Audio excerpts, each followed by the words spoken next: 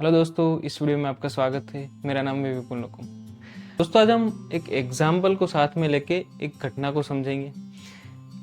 मान लीजिए कि आप एक कार लेके जा रहे हैं और कार को आप ड्राइव कर रहे हैं और कार अगर जा रही है तो आपके मन में, आपके दिमाग में बहुत सारे विचार आते होंगे, जैसे कि मुझे ड्राइव ठीक से करना है, गाड़ी में पेट्रोल है कि नहीं, टायर में हवा है कि नहीं, मैं ठीक से चला रहा हूँ, कोई मेरी गाड़ी को एक्सीडेंट ना कर दे, मैं किसी को एक्सीडेंट ना करा दूं, या फिर गाड़ी में कोई स्क्रैचेस ना आ जाए। ऐसे बहुत सारे विचार आते हैं और उससे क्या होता है कि उसके बारे में हम चिंता करते हैं और उसके कारण हम अलर्ट रहते हैं कि हमें ये जो मैं गाड़ी चला रहा हूँ वो ठीक से चला रहा हूँ। लेकिन कभी कभी क्या होता है कि बहुत लोगों को भी ऐसा होता है कि सपोज़ कि कोई गाड़ी चला रहा है तो उसके मन में इतना ज़्यादा विचार आने लगते हैं कि यार मैं गाड़ी जो चला रहा हूँ तो मुझे कोई पीछे से आ रहा है, वो मुझे कोई ठोक देगा, आगे सामने से आ रहा है मेरी गाड़ी के साथ एक्सीडेंट कर देगा,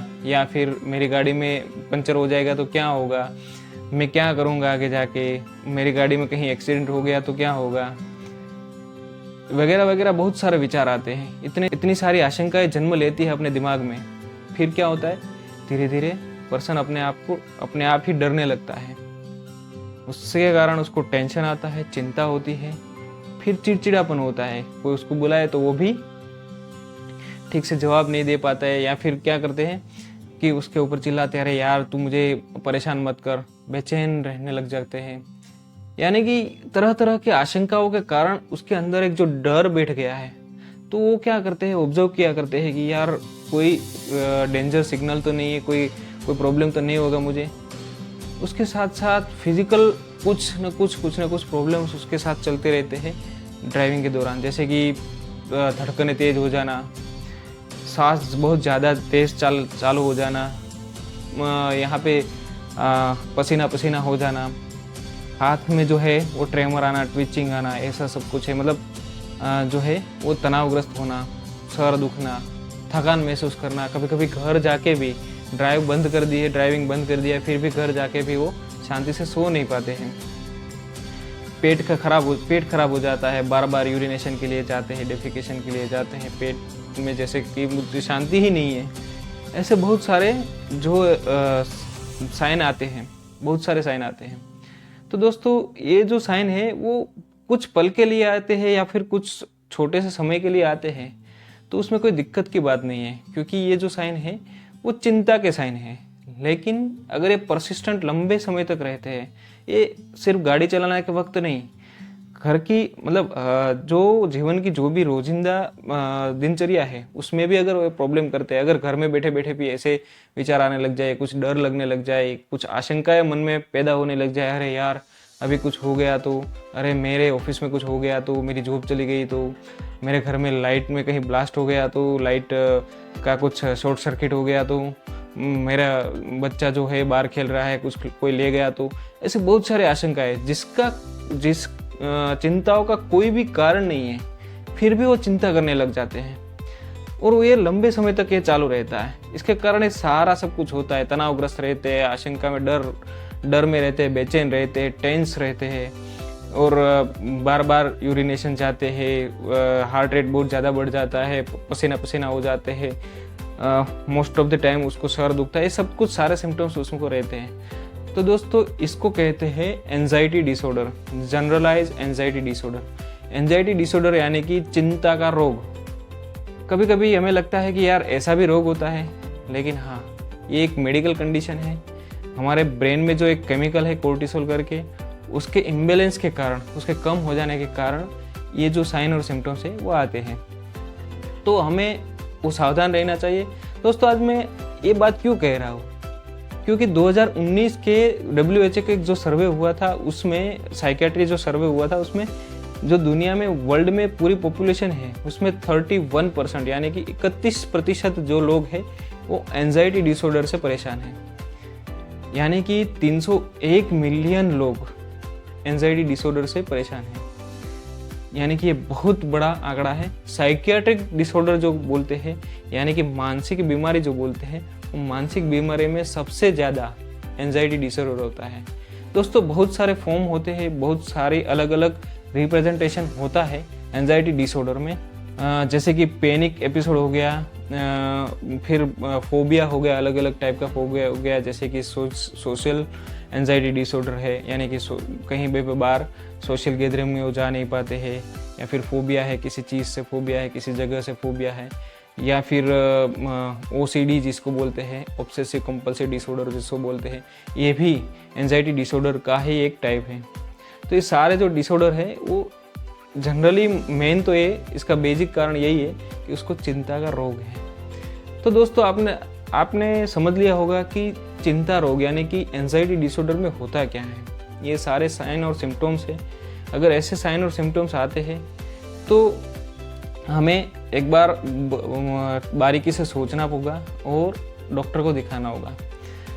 दोस्तों अब बात करते हैं कि ये एंजाइटी डिसऑर्डर होने के कारण क्या हैं, कौन कौन से रिस्क फैक्टर है।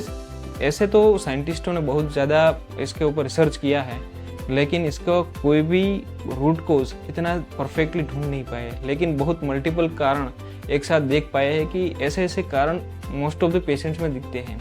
जिसमें सबसे पहला होता है जेनेटिक फैक्टर, यानी कि परिवार में या फिर फैमिली में मम्मी पापा या किसी के फैमिली में कोई हिस्ट्री है एंजाइटी डिसऑर्डर की, तो उनको आने की शक्यता बहुत ज़्यादा होती है। एनवायरनमेंटल फैक्टर है, जैसे कि कोई ट्रॉमा से गुजरे हो, कोई तकलीफ से गुजरे हो, या फिर रिसेंटली कोई ऐसा इंसिडेंट हुआ है अपनी लाइफ में, किसी का एक्सीडेंट हो गया, किसी की जॉब चली गई, ये सब अभी रिसेंटली कोविड आया था, तो ऐसे कोई ट्रॉमा से कोई गुजरे हैं तो उसके कारण भी एंजाइटी डिसऑर्डर होना एक आम बात है। कुछ साइकोलॉजिकल फैक्टर भी है, कुछ डेवलपमेंटल फैक्टर भी है। एनवायरनमेंटल फैक्टर तो जैसे बात की है, हेरिडेटरी प्रॉब्लम जो है। केमिकल इम्बेलेंस भी एक कारण होता है। केमिकल इम्बेलेंस क्या होता है कि दिमाग में जो भी केमिकल्स है उसमें इम्बेलेंस हो जाए। मोस्टली ये जो केमिकल है उसमें से सबसे बढ़िया रोल होता है वो कोर्टिसोल का होता है। कोर्टिसोल अगर कम हो जाए तो ये एंजाइटी डिसऑर्डर और डिप्रेशन होने के बहुत ज़्यादा चांसेस है। और एंजाइटी और डिप्रेशन में बहुत ज़्यादा मतलब गाढ़ संबंध है। एंजाइटी से कब डिप्रेशन में चले जाते हैं ये पता भी नहीं चलता है, तो हमें इसको पहचानना बहुत ज़रूरी होता है। दूसरा एक कारण ये भी होता है कि कुछ कुछ दवाएं ऐसी होती हैं जिसके कारण एंजाइटी डिसऑर्डर होता है। तो इस सारे कारण में कोई एक पर्टिकुलर कारण के एक पर्टिकुलर जो रिस्क फैक्टर है, एक पर्टिकुलर जो फैक्टर है उसके कारण ही एंजाइटी होता है ऐसा नहीं है। 2-3 फैक्टर एक साथ मिल के ये डिसऑर्डर होता है। दोस्तों अब हम बात करेंगे कि एंजाइटी डिसऑर्डर है उसको डायग्नोस यानी कि हमें पता कैसे चलेगा कि इसको एंजाइटी डिसऑर्डर है।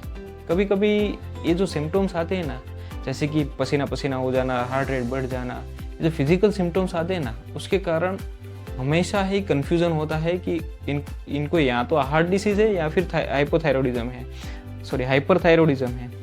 तो इसके कारण बहुत सारा कन्फ्यूज़न होता है। जो पेशेंट होते हैं वो डॉक्टर को दिखाने जाते हैं। डॉक्टर क्या करते हैं, पहले सारे टेस्ट करवाएंगे, ECG करवाएंगे, बहुत सारे लैब टेस्ट करवाएंगे और उसमें कुछ भी नहीं निकलेगा। यानी कि जो भी पर्सन है उसमें कोई भी एम्बुलेंस नहीं निकलेगा। फिर क्या करेंगे डॉक्टर को लगेगा कि इसमें कोई भी प्रॉब्लम नहीं है, तो फिजिशियन जनरली अगर सेकंड सोच रखते हैं तो वो साइकियाट्रिस्ट या साइकोलॉजिस्ट को पेशेंट को रेफ़र करते हैं, जिससे पता चलेगा कि हाँ पेशेंट को फिजिकली कोई प्रॉब्लम नहीं है, हार्ट डिसीज जैसा कुछ है नहीं। हमेशा कन्फ्यूज़न में रहते हैं तो इनको साइकियाट्रिस्ट की बहुत ज़्यादा ज़रूरत होती है। जो अगर हम वो पेशेंट साइकियाट्रिस्ट के पास जाते हैं तो मेनली क्या होता है, साइकियाट्रिस्ट के पास एक मैनुअल है जिसको diagnostic and statistical manual of mental disorder DSM बोलते हैं। वो होता है, वो मैनुअल के हिसाब से वो अपने कुछ न कुछ सिम्टम्स साइन वो रहते हैं, उसके हिसाब से कौन से एंजाइटी डिसऑर्डर है या फिर डिप्रेशन है या फिर कोई भी साइकियाट्रिक प्रॉब्लम है, वो उसके हिसाब से वो फाइंड आउट करते हैं, उससे डायग्नोसिस करते हैं। और डायग्नोसिस करने के बाद उनको परफेक्टली पता चलता है कि हाँ इनको पैनिक डिसऑर्डर है, जनरलाइज यानी कि GAD जनरलाइज एंजाइटी डिसऑर्डर है, या फिर फोबिया है, या फिर OCD है, ऑब्सेसिव कंपल्सिव डिसऑर्डर। ये क्या है इनको ये परफेक्टली उनसे डायग्नोसिस करते हैं। तो ये काम हो जाता है साइकियाट्रिस्ट का। लेकिन बहुत केसेस में ऐसा होता है कि पेशेंट फिजिशियन के पास दिखाया, फिजिशियन ने बोला कि इनको कुछ भी नहीं है, तो पेशेंट कंफ्यूज हो जाते कि अरे यार कुछ है नहीं, तो ये क्या हो रहा है मुझे। तो ऐसे केसेस में ये सबसे बड़ा प्रॉब्लम यही होता है कि वो अनडायग्नोस्ड रहता है। तो अगर ऐसा कोई आपके ध्यान में आता है तो इनको साइकेट्रिस्ट के पास जाना चाहिए, मानसिक रोगों के डॉक्टर के पास जाना चाहिए। वो जो है वो इनका प्रॉपर इलाज करेंगे। दोस्तों, हमने डायग्नोसिस तो देख लिया कि कैसे हम ये एंजाइटी डिसऑर्डर है उसको डायग्नोस करेंगे, लेकिन अभी हम बात करते हैं कि उसको ट्रीटमेंट क्या दी जाए, क्या ट्रीटमेंट होती है जिसके कारण ये एंजाइटी डिसऑर्डर से वो कम हो सकता है या फिर ठीक हो सकता है। पहले तो ये बात बता दूं मैं आपको कि एंजाइटी डिसऑर्डर जो है वो ट्रीटेबल है, उसको ट्रीट किया जा सकता है। हाँ, ट्रीटमेंट थोड़ी लंबी रह सकती है, कितनी सीवियरिटी में है डिसीज उसके हिसाब से 2-3 साल, कभी कभी 5 साल तक भी ट्रीटमेंट चलती है। लेकिन ये ट्रीटमेंट के बाद पर्सन जो है, पेशेंट जो है वो ठीक हो सकते हैं। तो उसमें सबसे पहली जो होती है वो साइकोथेरापी होती है। साइकोथेरापी में जिसको बोलते हैं CBT, कोग्निटिव बिहेवियरल थेरापी बोलते हैं उसको, CBT को। CBT का भी बहुत बड़ा रोल होता है। तो जो साइकेट्रिस्ट या साइकोलॉजिस्ट है वो पहले इनको समझाएंगे, उनको कुछ अलग विचारों को या फिर जो भी उनके विचार आ रहे हैं, जो भी चिंता हो रही है उसके ऊपर जो ध्यान कैसे डाइवर्ट करना है, ऐसे विचारों को कैसे पहचानना है, वो सारी की सारी समझ जो पेशेंट को जो साइकेट्रिस्ट है, साइकोलॉजिस्ट है वो देते हैं। कभी कभी कन्फ्यूजन होता है कि यार वो अगर ऐसा बोलते हैं तो वो तो हम घर में भी कर सकते हैं। नहीं, घर में नहीं कर सकते। घर में जो हम बोलते हैं वो नॉर्मली समझाते हैं, लेकिन ये जो है ट्रीटमेंट उसका पूरा प्रोटोकॉल होता है। ये साइकेट्रिस्ट अच्छी तरह से जानते हैं कि किसको क्या बोलना है, कैसे उनको रिप्रेजेंट करना है, कैसे उसके थॉट प्रोसेस, उनकी जो मन की जो विचार है उनको कैसे बदलना है, वो साइकेट्रिस्ट अच्छी तरह से जानते हैं। तो उनको उनका काम करने देना चाहिए। दूसरी जो ट्रीटमेंट का ऑप्शन है वो है मेडिकेशन, यानी कि दवाइयाँ। बहुत सारी दवाइयाँ अवेलेबल है। डॉक्टर्स सिर्फ साइकेट्रिस्ट ही इसको प्रिस्क्राइब कर सकेंगे, इसलिए आप कहीं भी मेडिकल स्टोर में जाके इसकी दवाइयाँ नहीं ले सकते। अगर जाएंगे तो भी आपको देंगे भी नहीं, क्योंकि इसमें बहुत सारी नींद की भी गोली होती है या फिर एंटी डिप्रेसेंट ड्रग भी दी जाती है, बीटा ब्लॉकर देते हैं। बहुत सारी क्लास की ड्रग्स होती है जिसको इसमें इस्तेमाल की जा सकती है। तीसरी जो ट्रीटमेंट ऑप्शन है वो है कि अदर हेल्थ अप्रोचेस अपनाना चाहिए, जैसे कि अपने जो डाइट है उसमें चेंज करे, योगा करे, मेडिटेशन करे, ये सब कुछ जो है एक्सरसाइज करे। वो ये जो कॉम्प्लीमेंट्री हेल्थ का जो अप्रोचेस है उससे भी इसमें बहुत सारी हेल्प मिल सकती है। दोस्तों, कभी कभी क्या होता है कि ट्रीटमेंट में बहुत सारा कन्फ्यूज़न रहता है। पेशेंट डॉक्टर के पास जाएंगे, डॉक्टर डायग्नोस भी करेंगे कि हाँ भाई इसको GAD है, लेकिन पेशेंट क्या होंगे 1 महीना 2 महीना दवाइयाँ खाएंगे और ठीक नहीं होंगे तो वो दवाइयाँ छोड़ देंगे। सबसे पहले तो पेशेंट को जो शुरुआत की जाती है, ये एंजाइटी डिसऑर्डर को कंट्रोल करने के लिए जनरली डॉक्टर शुरुआत करते हैं बेंजोडाइजेपिन्स से, यानी कि वो ऐसी क्लास की ड्रग है जिससे पर्सन को नींद आती है।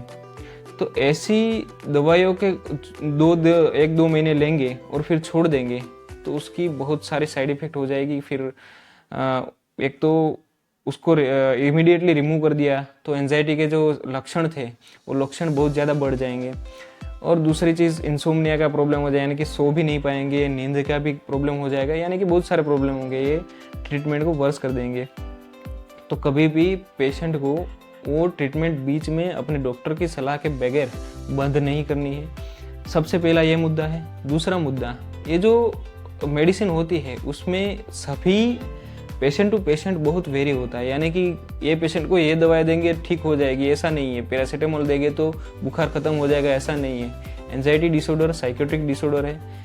कौन सी दवाई किस पेशेंट को सबसे ज़्यादा इफेक्टिव रहेगी वो डॉक्टर को भी कभी कभी नहीं पता होता है। डॉक्टर अलग अलग दवाइयों का कॉम्बिनेशन ट्राई करके उसमें उस दवाइयों का डोज और उसका ड्यूरेशन वो सब कुछ ऑप्टिमाइज करते हैं और फिर ये दवाइयाँ प्रिस्क्राइब करते हैं, जिससे कारण क्या होगा कि सबसे ज़्यादा इफ़ेक्टिव और सबसे सेफ इफेक्टिव कौन सी दवाई है वो डॉक्टर को भी भापने में बहुत टाइम लग जाएगा। कभी कभी क्या होता है कि पहले डोज से भी पेशेंट को अच्छा रिजल्ट मिलने लगता है। कभी कभी क्या होता है 5-6 महीने दवाइयाँ लेंगे तब जाके जो भी अच्छी दवाई है वो इनको मिलनी चालू होगी, तो जिसके कारण ट्रीटमेंट थोड़ी लंबी चल सकती है। लेकिन आपको अपने डॉक्टर के ऊपर भरोसा रखना पड़ेगा। ये ट्रीटेबल है, 100% ट्रीटेबल है, लेकिन वो जो ट्रीटमेंट है उसको थोड़ा लंबा होना बहुत जायज़ है। कभी कभी लोगों को 1 साल में भी ठीक हो जाता है, कभी कभी 5-5 साल भी ये दवाइयाँ खाते हैं तब जाके वो ठीक होता है। आपको अगर इसमें से कुछ सीख मिलती है या फिर कुछ जानने को मिला है तो आप ये वीडियो को शेयर करिए, इस चैनल को सब्सक्राइब करिए, अपने चाहने वालों को भी दिखाइए, या फिर अपने आसपास किसी को ये प्रॉब्लम है तो इसको उनको हेल्प कीजिए। सबसे ज़्यादा ये वीडियो का बनाने का पर्पज़ ही वही है कि अगर किसी को चाहिए तो उसको हेल्प कीजिए। ऐसे कोई सिम्टम्स आते हैं, ऐसा कुछ प्रॉब्लम है तो अपने डॉक्टर को दिखाइए, ये सबसे बड़ा इसका मोटिव है। तो इस वीडियो को ज़्यादा से ज़्यादा शेयर करिए, इस चैनल को सब्सक्राइब करिए। Thank you very much.